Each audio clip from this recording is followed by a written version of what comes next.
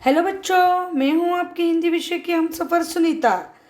90 से आगे एग्जाम में मार्क्स लाने के लिए मैं वीडियो के अंत में कुछ खास टिप्स दूंगी, लेकिन इसके लिए पहले आपको मेरे वीडियो पूरे सुनने और देखने होंगे।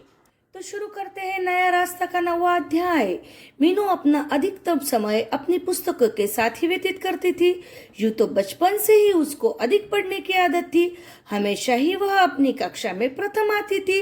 वकालत में भी उसने प्रथम श्रेणी में पास होने की ठान रखी थी। इस समय उसमें विशेष लगन थी, विशेष उत्साह था, कुछ बन दिखाने का, अपने पाँव पर खड़ा होने का। देखो बच्चों, अब यहाँ पे मीनू के बारे में बताया गया है कि मीनू ज्यादा से ज्यादा, अधिकतम यानी ज्यादा से ज्यादा समय कहाँ व्यतीत करती थी? तो पुस्तकों के साथ व्यतीत करती थी। यूं तो बचपन से ही उसको अधिक पढ़ने की आदत थी। हाँ भाई, हमने पिछले अध्याय में भी तो देखा है कि मीनू बचपन से ही पढ़ाई में बड़ी होशियार थी, इसलिए उसे पढ़ना अच्छा लगता था। हमेशा ही वह अपनी कक्षा में प्रथम आती थी। वकालत में भी उसने प्रथम श्रेणी में पास होने की ठान रखी थी। हाँ भाई, बचपन से उसे आदत हो गई है कि प्रथम श्रेणी में पास होना है। प्रथम श्रेणी से वह हर चीज करती है, तो उसने अब मन में ठान रखी थी कि वकालत भी वह प्रथम श्रेणी से ही पास करेगी। इस समय उसमें विशेष लगन थी, विशेष उत्साह था, कुछ बन दिखाने का और अपने पाँव पर खड़ा होने का। देखो, इससे पहले भी तो वह प्रथम श्रेणी से पास होती थी, लेकिन तब उसने कुछ ऐसा ठान नहीं रखा था। लेकिन अब उसने मन में ठान रखा कि बस मुझे तो अब वकील बनना ही बनना है, और इसके लिए वह ज्यादा से ज्यादा समय किताबों में बिता रही है, क्योंकि वो ज्यादा पढ़ सके, अच्छे मार्क्स ला सके। और कुछ जब हमें बनना होता है तो हमें एक विशेष उत्साह भी होता है, क्योंकि हमें कुछ बन के दिखाना होता है समाज के लिए, और खुद के पैरों पर उसे खड़ा भी होना है, क्योंकि उसे अपने माता पिता पे बोझ बन के नहीं रहना है। हमारे भारतीय समाज में क्या नारी सदैव पुरुषों की दासी बनकर ही रहेगी? क्या हर लड़की अपने माता पिता के लिए अभिशाप बनकर रह जाएगी? क्या लड़की को यह भी अधिकार नहीं है कि वह अपना जीवन अपने ढंग से व्यतीत कर सके? ऐसे अनेक प्रश्न मीनू के मस्तिष्क में उठते। उसके हृदय में तूफान उठा कि वह एक लड़की जरूर है, परंतु उसके अंदर इतनी हिम्मत, इतनी साहस अवश्य है कि वह भी कुछ बन सके। देखो बच्चों, यह पंक्तियां बहुत ही महत्वपूर्ण है। जल्दी से पेन और हाइलाइटर उठा लो और इन पंक्तियों को हाईलाइट कर लो या फिर अंडरलाइन कर लो, क्योंकि इस अध्याय का ये सबसे महत्वपूर्ण भाग है। क्योंकि यहाँ पे बताया गया है कि हमारे भारतीय समाज में आज भी नारी पुरुषों के आगे दासी ही बनकर रह जाती है। यह हम हमेशा देखते आए हैं, और इसलिए मीनू के मस्तिष्क में यानी दिमाग में सवाल उठ रहे कि ऐसा हमारे समाज में क्यों होता है? क्या हमेशा के लिए नारी पुरुषों की दासी ही बनकर रहेगी? क्या हर लड़की अपने माता पिता के लिए अभिशाप बनकर रह जाएगी? देखो, लड़कियां माता पिता के लिए अभिशाप नहीं होती है, लेकिन फिर भी मीनू यहाँ ऐसा क्यों कह रही है? तो मीनू यहाँ ऐसा इसलिए कह रही है क्योंकि न जाने हमारे समाज में कितने माता पिता जिनकी लड़कियां मीनू जैसी, कि जो पढ़ाई में अच्छी है, कामकाज में अच्छी है, लेकिन सिर्फ दिखने के कारण उनकी शादी नहीं हो पा रही है। और इसके कारण उनकी शादी नहीं होती है तो फिर माता पिता को बड़ा टेंशन आ जाते, वह सोच में पड़ जाते, यह समाज उन्हें बहुत तकलीफ देता है। इसलिए वह मीनू कहती है कि लड़कियां हमेशा अपने माता पिता के लिए अभिशाप बनकर रह जाएगी। क्या लड़की को यह भी अधिकार नहीं है कि वह अपना जीवन अपने ढंग से व्यतीत कर सके? देखो, मीनू को यह भी प्रश्न पड़ रहा है कि यदि कोई लड़की ठान ले कि मुझे बस ऐसी जिंदगी बितानी है, मुझे नहीं करनी है शादी, या फिर मुझे कुछ करना है अलग, लेकिन यह समाज नहीं करने देता है, उसे उतना फ्रीडम नहीं है इस समाज में कि वह खुद जो करना चाहे वह कर सकती है। जितना लड़का कर सकता है उतना लड़कियों के हमारे यहाँ अधिकार नहीं है। ऐसे न जाने अनगिनत कई सवाल मीनू के मस्तिष्क यानी दिमाग में आ रहे हैं। उसके हृदय में तूफान उठता है। तूफान उठना यानी उसे बड़ी तकलीफ होती है सोच सोच के, क्या वह एक लड़की जरूर है। हाँ भाई, मैं लड़की हूँ, लेकिन मुझ में भी तो हिम्मत है, मुझ में भी तो साहस है, मैं भी कुछ बन सकती हूँ। देखो, मीनू समाज के लिए एक आदर्श बनाना चाहती है। क्या हुआ, मैं लड़की हूँ तो, लेकिन मैं भी तो कुछ बन के दिखाऊंगी, मुझ में भी तो हिम्मत है, मुझ में भी तो साहस है। मीनू अपनी पढ़ाई में इतनी तल्लीन थी कि अचानक उसे ख्याल आया कि परसों उसे नीलिमा की शादी में जाना है। नीलिमा उसे कुछ दिन पहले आने को कह गई थी, परंतु कुछ दिन पहले जाना उसके लिए तो संभव न था। वह अपनी पढ़ाई अधिक दिनों के लिए नहीं छोड़ सकती थी, इसलिए उसने एक दिन पहले ही जाने का निश्चय किया। अब देखो, यहाँ पे मीनू तो पढ़ाई में तल्लीन यानी वो बिल्कुल कंसंट्रेशन के साथ पढ़ रही है, तल्लीन हो गई, बिल्कुल उसका दिमाग इधर उधर भटक नहीं रहा है। लेकिन तभी अचानक उसके मन में ख्याल आता है, अरे परसों तो नीलिमा की शादी में जाना है। नीलिमा कौन? अरे हमने 8वें अध्याय में पढ़ा था बच्चों, नीलिमा उसकी बचपन की सहेली जो अपनी शादी का कार्ड देने के लिए आई थी। तो उसी विचार मीनू के मस्तिष्क में आते हैं कि अरे मुझे तो जाना है शादी में। नीलिमा ने तो उसे कुछ दिन पहले आने को कहा था, लेकिन कुछ दिन पहले तो वह नहीं जा सकती। अब भला क्यों नहीं जा सकती? वह इसलिए नहीं जा सकती क्योंकि अभी तो हमने पढ़ा, उसे वकालत भी तो प्रथम श्रेणी से पास करनी है, उसने ठान जो रखी है मीनू ने, इसलिए वह पढ़ाई को छोड़ के नहीं जा सकती। वह अपनी पढ़ाई अधिक दिनों के लिए नहीं छोड़ सकती, इसलिए उसने एक दिन पहले जाने का निश्चय किया।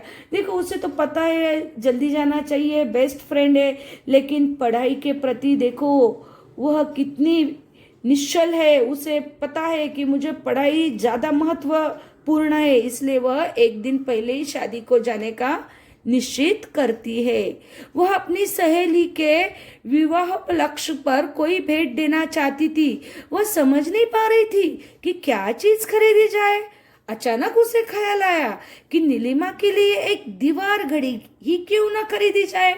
वह झटपट बाजार जाकर नीलिमा के लिए एक घड़ी खरीद लाई।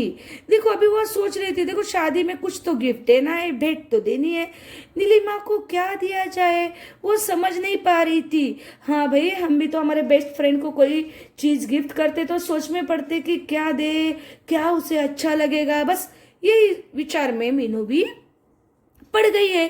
लेकिन तभी उसे एक ख्याल आता है, अरे क्यों ना मैं नीलिमा को दीवार पे जो घड़ी होती है वही दे दूं।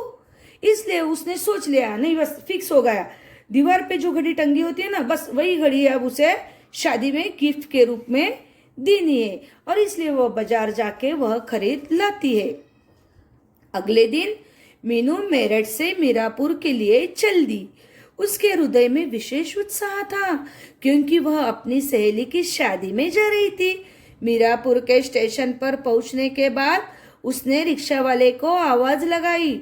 इतने में ही उसे नीलिमा का बड़ा भाई अशोक दिखाई दे गया। देखो, अभी वो सुबह होने का इंतजार कर रही थी कि चलो सुबह तो निकलना है नीलिमा के शादी के लिए, और शादी तो मीरापुर में ही है, तो आज उसका विशेष उत्साह था। हाँ, क्यों ना होगा, हमारे भी बेस्ट फ्रेंड की जब शादी होती है या फिर उसका कुछ बर्थडे वगैरह होता है तो हम भी तो कितने खुश होते हैं।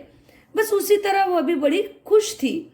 और देखो, जब वह मीरापुर स्टेशन पर पहुंच जाती है तो वहां तो वह रिक्शे वाले को आवाज देती है। तब क्या होता है कि वहीं पे नीलिमा का बड़ा भाई जो अशोक है वह उसे दिखाई देता है। अशोक बस स्टैंड पर अपनी मौसी को लेने के लिए आया था। मौसी तो किसी कारणवश उस बस से नहीं आ पाई थी। मीनू ने अपना सामान रिक्शा में रखना शुरू ही किया, परंतु अशोक के कहने पर उसने अपना सामान उसकी कार में रख दिया। देखो, अभी अशोक वहां पे क्यों आया था बस स्टैंड पे? भाई, घर में शादी का जो काम चालू है तो फिर मेहमानों को लाने के लिए उसे तो आना ही पड़ेगा ना, इसलिए वो बस स्टैंड पे आया था। क्यों आया था? मौसी को लेने के लिए। लेकिन मौसी जिस बस से आने वाली थी वो कुछ कारण नहीं आ पाई, तो उसे सामने मीनू दिखाई दी। मीनू तो रिक्शा में सामान रखने ही वाली थी, लेकिन अशोक के कहने पर उसने अपना सामान अशोक के कार में रख दिया। रास्ते भर अशोक मीनू से अनेक प्रकार के प्रश्न पूछता रहा। मीनू बहुत साधारण ढंग से उन सभी प्रश्नों के उत्तर देती रही। देखो भाई, अभी नीलिमा का भाई अशोक है, वह मीनू को भी अच्छी तरह पहचानता है। फिर दोनों में बातचीत शुरू हो गई। तो रास्ते भर में मीनू और अशोक दोनों एक साथ बातें कर रहे थे।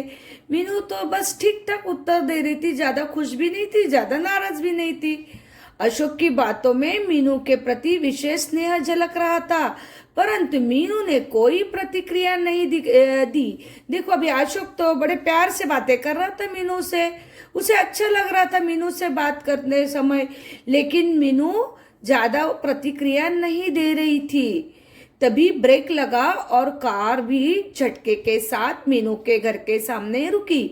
सामने बैठक में बैठे पिताजी मीनू का इंतजार कर रहे थे। मीनू की आवाज सुनकर उसकी माँ भी रसोई घर से बाहर आ गई। आशा और रोहित भी अपने अपने कमरों से बाहर निकलकर मीनू के सामने आकर चिपट गए। देखो, अभी दोनों बातें कर रहे थे, कब घर आ गया पता ही नहीं चला मीनू को। जब ब्रेक लगा कार का तब पता चला मीनू को, अरे घर तो आ भी गया। देखो, मीनू घर के सामने जब आती है तब बैठक में जो पिताजी बैठे होते मीनू के, वह तो उसका इंतजार ही कर रहे थे कि कब मीनू बेटी आएगी। तो मीनू की आवाज सुनकर उसकी माँ भी रसोई घर से बाहर आती है। फिर मीनू का भाई रोहित, बहन आशा, वह भी अपने कमरे से बाहर निकलकर सभी लोग मीनू को आकर लिपट जाते हैं। तभी आशा ने मीनू से पूछना शुरू कर दिया, दीदी तुम हमारे लिए क्या लाई हो? मीनू अभी इस बात का जवाब देती इससे पहले पिताजी बोल पड़े, अरे आशा, दीदी को मुंह हाथ धोकर कुछ खाने पीने तो दो, तभी बातें करना। देखो, अभी छोटी बहन जो होती है वो बड़ी प्यार से उसकी दीदी को यानी मीनू को कहती है, दीदी दीदी तुम मेरे लिए क्या लेके आई हो? तब मीनू कुछ जवाब देती इससे पहले पिताजी बोलते, अरे आशा, देख तेरी दीदी अभी देखो बस से आ गई है, कितना देर हो गया, उसने कुछ खाया पिया नहीं होगा, पहले उसे हाथ मुंह धोकर कुछ खाने पीने दे, फिर बाद में बातें कर। माँ ने एक बर्तन में मीनू को पानी लाकर दिया। मीनू ने हाथ मुंह धोकर चाय पी।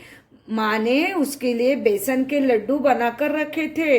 मीनू को बेसन के लड्डू का विशेष शौक था, इसलिए लड्डू देखकर मीनू बहुत खुश हो गई। देखो, माँ फिर बर्तन में पानी गरम करके लाती है, फिर वो मीनू भी हाथ मुंह धो लेती है, उसके बाद चाय पीती है। और माँ तो माँ ही होती है, उसे पता था नीलिमा के शादी के लिए जब मीनू हॉस्टल से आएगी तो उसके लिए पहले से ही माँ ने बेसन के लड्डू बनाकर रखे थे, क्योंकि माँ भली भांति जानती थी कि मीनू को बेसन के लड्डू बहुत पसंद है और मीनू भी वह लड्डू देखकर बहुत खुश होती है। अभी उसने चाय ही पी थी कि नीलिमा ने अपने नौकर को उसे बुलाने के लिए भेज दिया। मीनू का मन था कि वह उड़कर नीलिमा के पास पहुंच जाती। अपने पिताजी तथा माँ की आज्ञा लेकर वह नीलिमा के घर पहुंच गई। देखो, अभी मीनू ने हाथ मुंह धो के चाय ही पी थी कि तभी नीलिमा का नौकर उसे यानी मीनू को बुलाने के लिए आता है। उसे किसने भेजा था? नीलिमा ने भेजा था। मीनू का मन था कि वह उड़कर नीलिमा के पास पहुंच जाए। देखो, हमें भी होता है, देखो हमारी बेस्ट फ्रेंड की शादी है तो हमें भी ऐसा हो जाता है कि कब जाके उससे मिले। बस उसी तरह मीनू की भी हालत हो गई थी। उसे लग रहा था यदि मुझे पर होते तो मैं जल्दी से उड़कर नीलिमा के पास चली जाती। अपने पिताजी और माताजी की आज्ञा लेकर वह नीलिमा के घर चली जाती है। मीनू के आते ही नीलिमा ने उसे गले लगा लिया। ऐसा लग रहा था मानो दोनों सहेलियां लंबे समय के बाद मिल रही हो। तभी सामने नीलिमा की मम्मी आ जाती है। मीनू ने उन्हें नमस्कार किया और नीलिमा के साथ अंदर कमरे में चली गई। देखो, अब मीनू तो पहुंच गई नीलिमा के घर। बस मीनू को देखते ही नीलिमा उसे गले मिल गई। उसे लग रहा था कि कितने दिनों बाद कितना लंबा समय चला गया है अपने फ्रेंड से मिलके, ऐसा कुछ उसे लग रहा था। तभी नीलिमा की माँ भी वहां आ जाती है। फिर मीनू उन्हें नमस्कार करती है। फिर दोनों सहेलियां नीलिमा के कमरे में चली जाती है।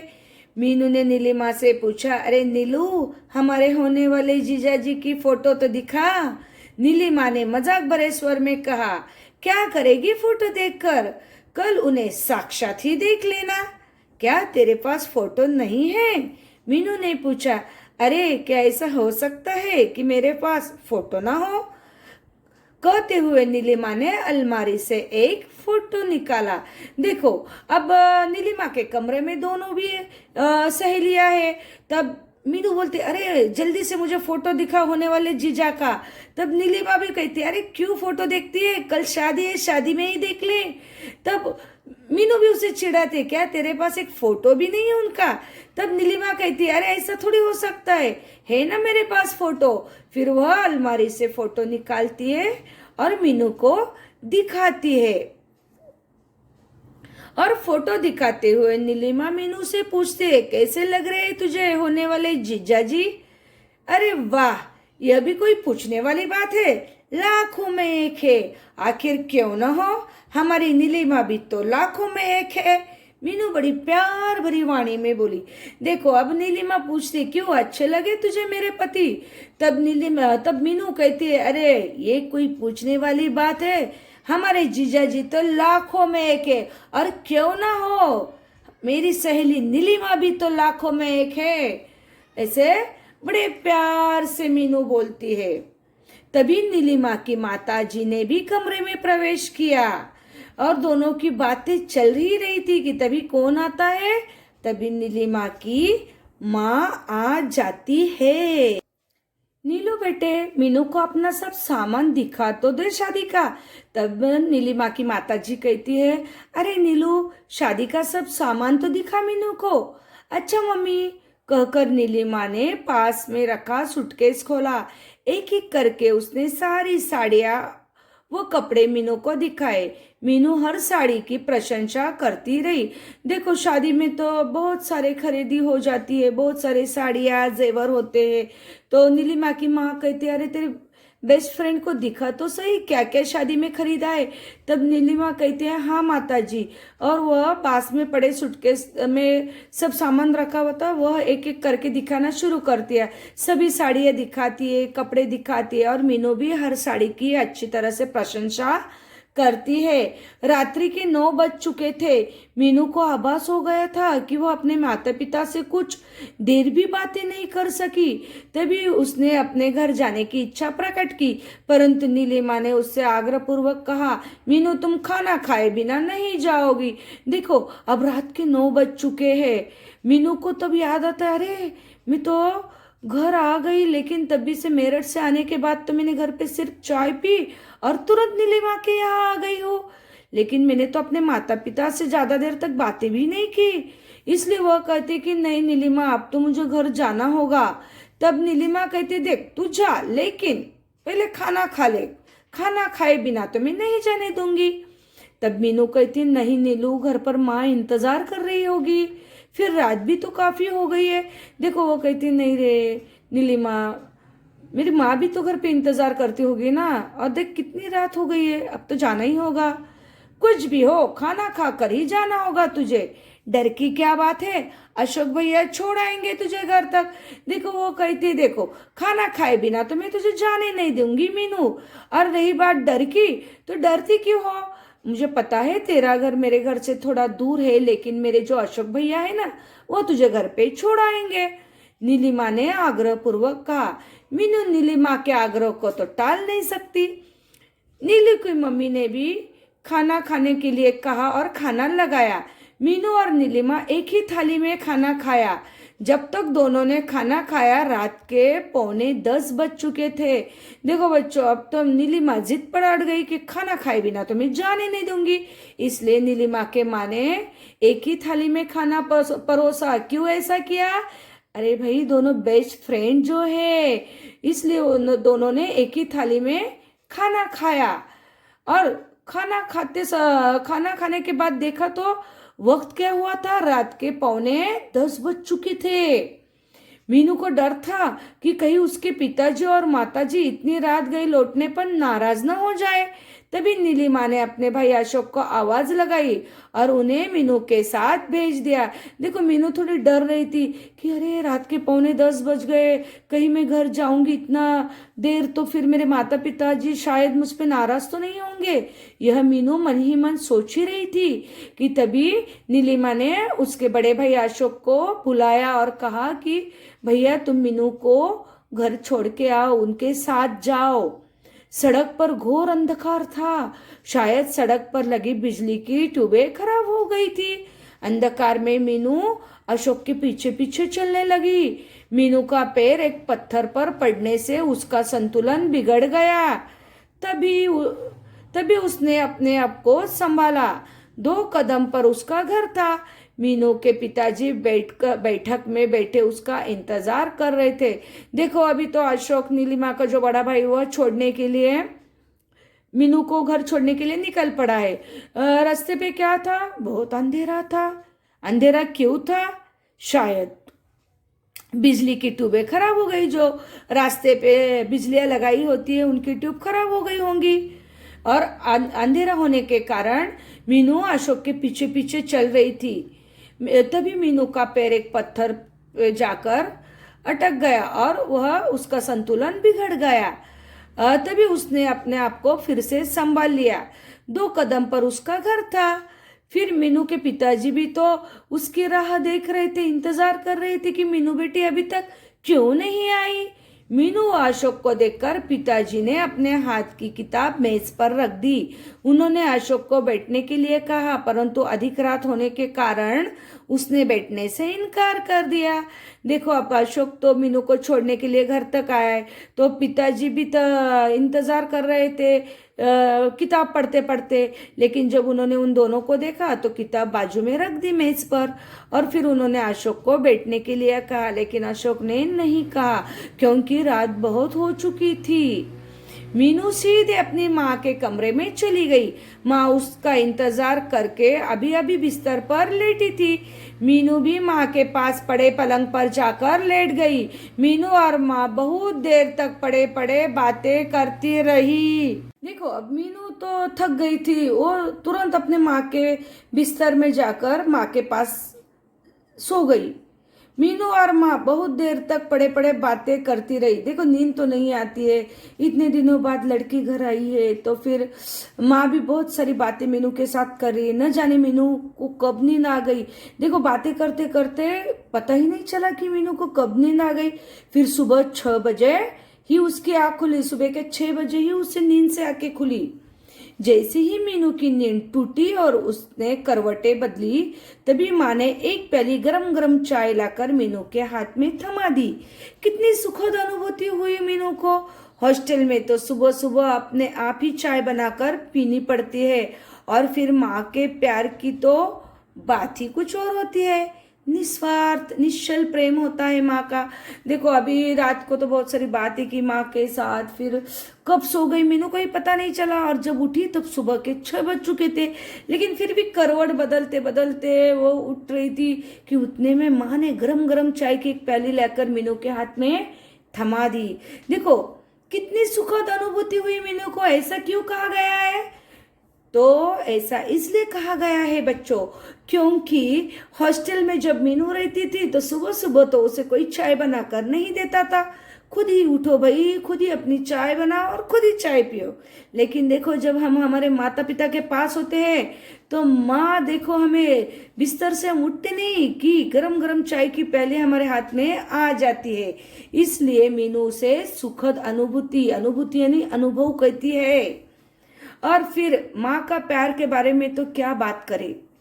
माँ का जो प्यार होता है ना वो निस्वार्थ होता है, उसमें कोई स्वार्थ नहीं होता है, निश्चल प्रेम होता है। माँ जो भी करती है बच्चों के लिए उसके पीछे कोई कारण नहीं होता है, बस अपने बच्चे के लाड़ प्यार करने होते हैं तो वही माँ करती है।